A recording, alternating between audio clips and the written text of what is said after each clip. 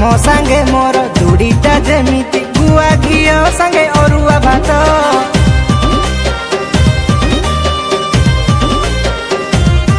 एटी तमरी भलिया सुंदरी रमणी बाहा हेबा पाई छटपट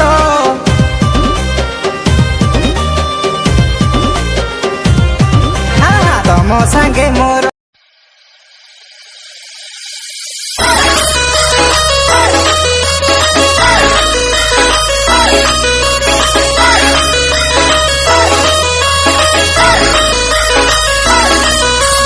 हेलो भाई मैंने गोटे नुआ वीडियो को स्वागत वेलकम।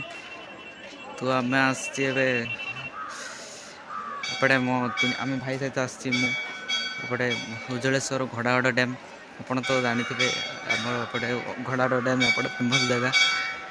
तो वीडियो आज देखे मु घोड़ाहाड़ डैम केमती न्यू होती आ घोड़ाहाड़ न्यू एक गोटे भल पार्क होटा को भी जीवा आ मंदिर भी दर्शन करवा।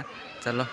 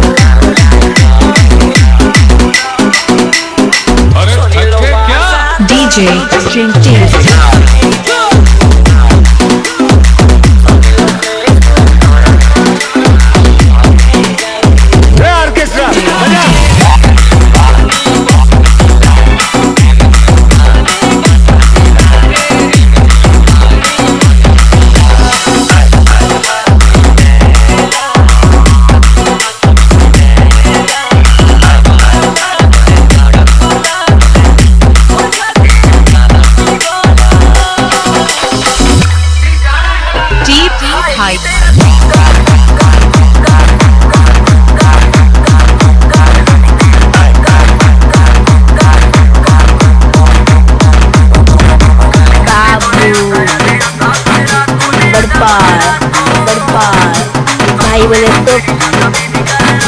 बाबू भाई